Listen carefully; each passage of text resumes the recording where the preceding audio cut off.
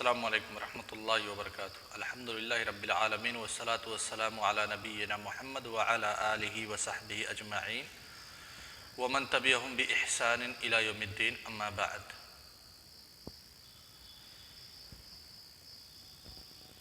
احکام تکلیفی اور احکام وضعی کے ذکر کے بعد علامہ عثیمین رحمہ اللہ تعالی نے دلالت الفاظ کا تذکرہ چھیڑا ہے، اور دلالت الفاظ کے مقدمہ کے طور پہ ایک تمہید قائم کی ہے۔ اس تمہید کے ذکر میں کلام کی قسموں پر بحث کی ہے۔ کلام کس کو کہتے ہیں، اس کی کتنی قسمیں ہیں۔ ویسے کلام اور کلمہ کی تعریف ہم امین النحو میں بھی پڑھے تھے، فن صرف میں بھی پڑھے تھے، اور یہاں پہ بھی پڑھیں گے، لیکن ہر ایک فن میں پڑھنے کا نقطہ نظر الگ ہے اور پڑھنے کے مقاصد بھی مختلف ہیں۔ جب ہم اصول فقہ میں کلام اور اس کے مباحث پر نظر ڈالیں گے تو وہ ساری چیزیں ہمارے سامنے آئیں گی جو ہم نے فن صرف یا فن نحو میں نہیں پڑھا تھا، یا پھر علماء نحو اور علماء لغہ ان جیسے مباحث پر گفتگو کرنے کو اپنے فن کا ایک حصہ نہیں سمجھتے۔ سب سے پہلے علامہ عثیمین رحمہ اللہ نے کلام کی لغوی تعریف کی ہے، اس کے بعد کلام کی اصطلاحی تعریف اور پھر کلام کی تقسیم کی ہے۔ کہتے ہیں کلام کی لغوی تعریف میں کہ کلام جو کسی معنی کے لیے وضع کیا گیا ہو، جو کسی معنی کے لیے وضع کیا گیا ہو۔ ایک سے زائد معنی کے لیے جو وضع کیا جائے گا اسے کلام کہیں گے، اور اگر ایک معنی کے لیے وضع کیا گیا ہے تو اسے کلمہ کہتے ہیں۔ پھر کلام کی اصطلاحی تعریف کہتے ہیں کلام جو کبھی کبھار ہم اپنے یہاں کلام کی تقسیم میں کہتے ہیں کہ یہ ناقص ہے، یہ مفید ہے، تو علماء اصول کے نزدیک کلام ناقص، مرکب ناقص، یہ کلام کی اقسام میں شمار نہیں ہوگا۔ جو مفید ہوگا، جس کا معنی سمجھ میں آئے گا، وہی کلام کہلائے گا۔ جیسے اللہ ربنا، اللہ مبتدا ہے، رب مضاف ہے اور نا مضاف الیہ ہے، خبر بن رہا ہے۔ اللہ تعالی ہمارا رب ہے، معنی ہمارے سمجھ میں آ گیا، یہ جملہ مفید ہے، لہذا اس کو کلام کہیں گے۔ اگر جملہ مفید نہ ہو، غیر مفید ہو، تو وہ بھی کلام کی اقسام میں سے ایک قسم ہے، لیکن علماء اصول کے نزدیک اسے کلام نہیں کہا جائے گا۔ پھر اس کے بعد کلام کی قسمیں کی ہیں علامہ عثیمین رحمہ اللہ نے، کہتے ہیں کلام کم از کم دو اسموں سے یا ایک فعل اور ایک اسم سے مل کر کے بنتا ہے۔ کم سے کم کلام میں دو اسما چاہیے یا ایک اسم اور ایک فعل ہونا چاہیے۔ دو اسموں کی مثال جیسے اللہ تبارک و تعالیٰ کا قول محمد رسول اللہ، محمد اسم ہے، رسول مضاف ہے، اللہ مضاف الیہ ہے، اور اضافت یہ اسما کے اقسام میں سے ہے، لہذا دو اسموں سے جب یہ جملہ بنا محمد رسول اللہ تو یہ کلام کہلایا۔ اور کبھی کبھار ایک فعل اور ایک اسم سے مل کر کے کلام بنتا ہے، جیسے کوئی فعل ضرب زید، استقام محمد وغیرہ۔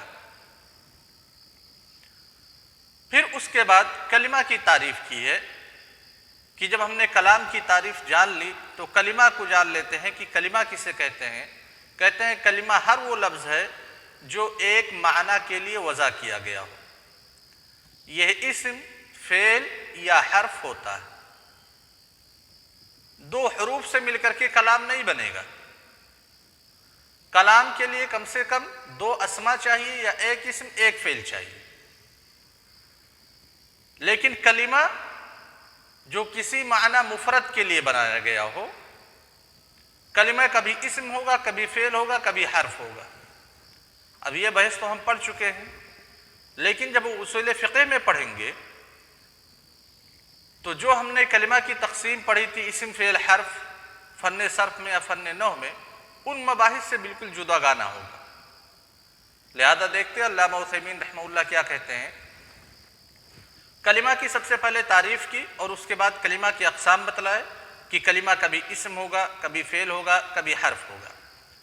کہتے ہیں اسم وہ کلمہ ہے جو کسی زمانہ کے ساتھ ملے بغیر اپنے معنی پر خود دلالت کرے، یعنی اپنے معنی پہ دلالت کرے گا، کسی دوسرے کا محتاج نہیں ہوگا، لیکن اس میں کوئی زمانہ نہیں پایا جائے گا۔ آپ نہیں کہہ سکتے کہ یہ ماضی میں ہوا یا حاضر میں ہو رہا ہے یا مستقبل میں ہوگا۔ یہ چیز تو ہم پڑھیں فن صرف میں، آگے دیکھتے ہیں۔ کہتے ہیں اسم کی 3 قسمیں ہیں۔ اب اسم کی جو تقسیم تھی فن صرف میں یا فن نحو میں، اسما کی تقسیم اسم موصول، مضاف، مضاف الیہ، موصوف، صفت، یہ ساری چیزیں ہم وہاں پہ پڑھے تھے۔ وہ ساری چیزیں کیونکہ فن نحو سے مطابقت رکھتی تھی، یہاں پہ ان قسموں سے بحث نہیں ہوگی۔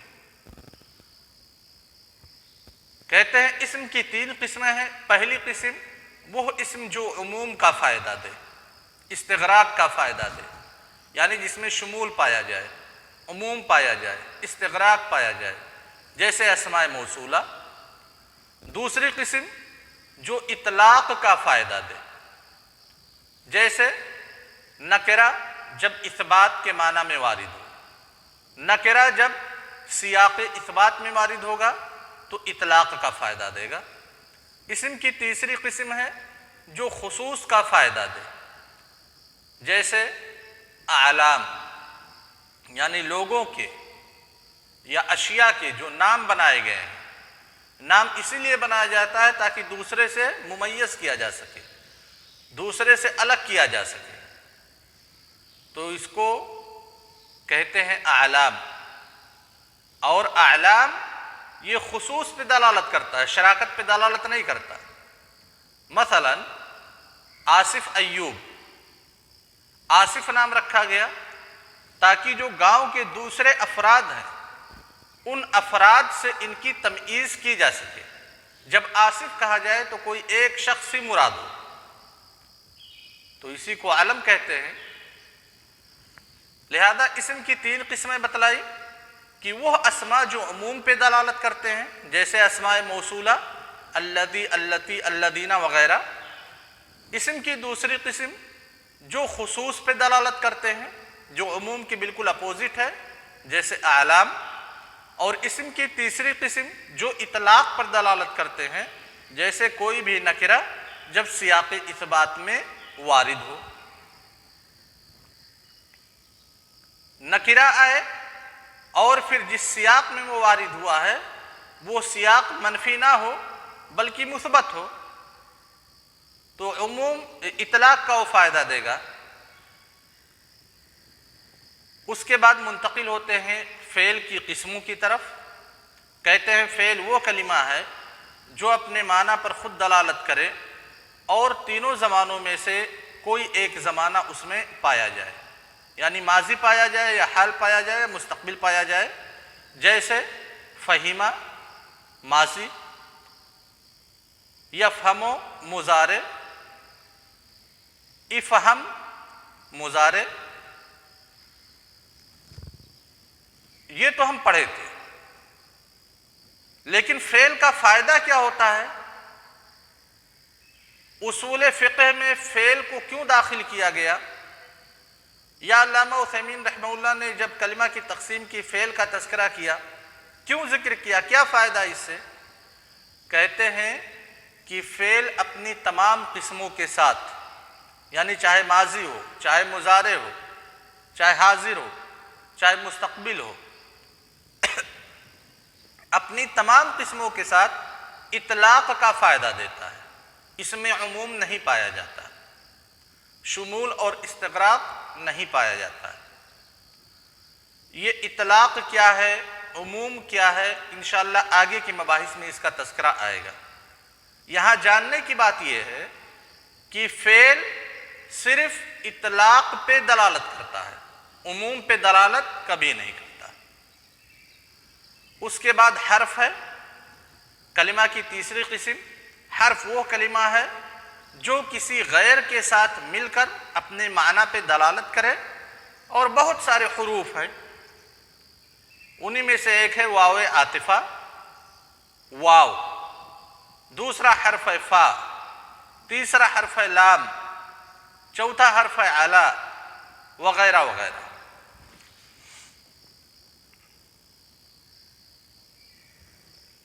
حروف کی بحث آپ پڑھ چکے ہوں گے، حروف جارہ ہیں، با، تا، کاف، لام، واو وغیرہ وغیرہ حروف عاطفہ ہیں۔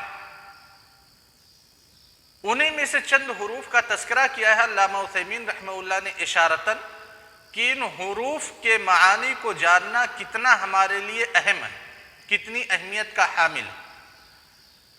سب سے پہلے واو کے بارے میں تذکرہ کرتے ہیں، کہتے ہیں واو یہ عاطفہ ہوتی ہے۔ واو کبھی قسم کے لیے بھی ہوتا ہے، واو کو ہمارے ائمہ نحو کبھی زائد بھی قرار دیتے ہیں۔ واو کے بارے میں، واو کا جو کئی معنی ہیں، ان میں سے ایک معنی ہے کہ واو عاطفہ ہوتی ہے، یعنی دو معطوفوں کو ایک حکم میں مشترک کرنے کا فائدہ دیتی ہے۔ ایک معطوف علیہ ہے، ایک معطوف علیہ، معطوف ہے اور معطوف علیہ، ان دونوں کے بیچ میں جب واو داخل کیا جاتا ہے تو مقصد یہ ہوتا ہے کہ یہ بتلایا جائے کہ جو معطوف کا حکم ہے وہی معطوف علیہ کا حکم ہے، یا جو معطوف علیہ کا حکم ہے وہی معطوف کا حکم ہے۔ جس فعل کا تذکرہ کیا جا رہا ہے اس میں معطوف اور معطوف علیہ دونوں شامل ہیں۔ لیکن کیا واو ترتیب کا فائدہ دیتا ہے؟ کہتے ہیں بغیر دلیل کے ترتیب یا عدم ترتیب کا تقاضا واو کے ذریعہ سے نہیں کیا جا سکتا۔ ایک مثال سے ہم سمجھتے ہیں، جاء زید و محمد، جاء زید و محمد۔ زید یہاں پہ معطوف علیہ ہے، اس سے پہلے جاء فعل واقع ہے، واو حرف عطف ہے، اور محمد معطوف ہے۔ کیا بتلایا عطف کا فائدہ؟ کہ معطوف اور معطوف علیہ دونوں ایک حکم میں مشترک ہوتے ہیں، لہذا جو صفت مجیء ہے، یعنی آیا، زید اور محمد آئے، جو آنے کا فعل ہے، واو حرف عطف بیچ میں آ کر کے یہ بتلا رہا ہے کہ جیسے زید آیا ہے ویسے محمد آیا ہے، یعنی آنے میں زید اور محمد یہ دونوں مشترک ہیں۔ دوسرا نقطہ جس کی طرف علامہ عثیمین رحمہ اللہ نے اشارہ کیا کہ ترتیب یا عدم ترتیب کا فائدہ واو سے نہیں ملتا، جب کوئی دلیل آئے گی تبھی پتہ چلے گا کہ یہاں پہ ترتیب کے لیے ہے یا عدم ترتیب کے لیے۔ مطلب اس کا کیا ہے کہ اب اگر ہم اس جملے سے یہ نکالنا چاہیں جاء زید و محمد کہ پہلے کون آیا، تو ہم کیا کہیں گے کہ زید پہلے آیا یا محمد پہلے آیا؟ ہم کچھ نہیں کر سکتے، کیونکہ واو ترتیب یا عدم ترتیب کا فائدہ ہی نہیں دیتا ہے، بالمقابل فا کے جو دوسرا حروف عطف میں سے۔ فا تعقیب کا فائدہ دیتا ہے اور ترتیب کا بھی فائدہ دیتا ہے۔ جیسے جاء زید فعمر، جاء زید فمحمد، جب لفظ فا کا ہم نے استعمال کر دیا حروف عطف کے طور پہ تو ہم یہ بتلانا چاہتے ہیں کہ زید پہلے آیا ہے، اس کے فوراً بعد محمد آیا ہے۔ سمجھ گئے نا شباب؟ دو حروف اور ہیں، مختصراً ان کو بھی جان لیتے ہیں، جن کا تذکرہ علامہ عثیمین رحمہ اللہ نے کیا ہے کہ حروف میں سے تیسری قسم ہے لام جارہ کی۔ لام جارہ یعنی وہ لام جو اسم پہ داخل ہوتا ہے، اپنے اسم کو مجرور کر دیتا ہے، حروف جارہ میں سے جو، کیونکہ لام قسم کے لیے ہے، لام توکید کے لیے ہے، لام زائدہ بھی ہے۔ توکید، قسم اور زائدہ سے ہٹ کر کے صرف اس لام کی گفتگو کر رہے ہیں جو اسم پہ داخل ہوتا ہے اور اپنے اسم کو مجرور کرتا ہے، جسے ہم لام جارہ کہتے ہیں۔ کہتے ہیں لام جارہ کے کئی معانی ہیں، لام جارہ کئی معانی پہ دلالت کرتا ہے۔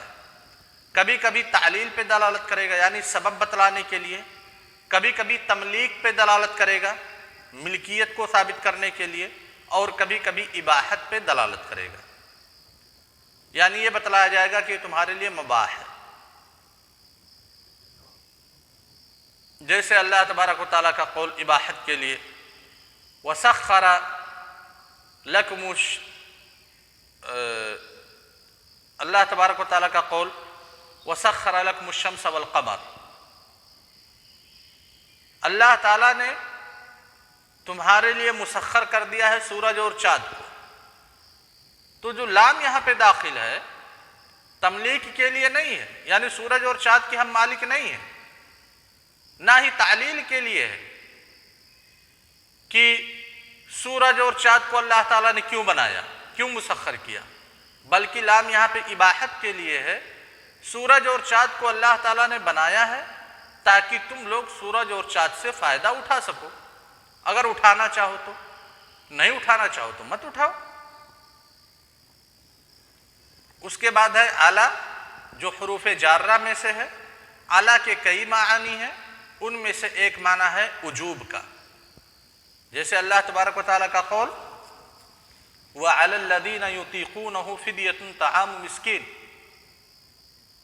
جو لوگ روزہ رکھنے کی طاقت رکھتے ہیں اور روزہ نہیں رکھتے ہیں تو ایک مسکین کو کھانا کھلائیں۔ کب ہے یہ؟ آیت منسوخ ہے، لیکن اعلیٰ وجوب کا فائدہ دیتا ہے۔ پہلے یہی حکم واجب تھا کہ جو روزہ رکھنا چاہے وہ روزہ رکھے، اگر کوئی روزہ نہیں رکھنا چاہتا ہے اور روزہ رکھنے کی طاقت بھی رکھتا ہے تو اس کے اوپر کیا واجب ہے؟ ایک مسکین کو کھانا کھلانا۔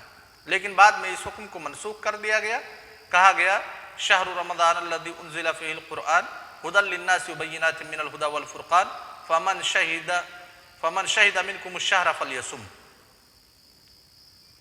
تو یہ کلام کی مختصر بحث ختم ہوئی۔ اب آگے آ رہے ہیں کلام کی اقسام کی طرف۔ صفت صدق اور صفت کذب کے اعتبار سے کلام کی دو قسمیں کریں گے، ایک خبر اور ایک انشاء، اور وہ کل کے درس میں انشاءاللہ بیان کیا جائے گا۔ السلام علیکم ورحمۃ اللہ وبرکاتہ۔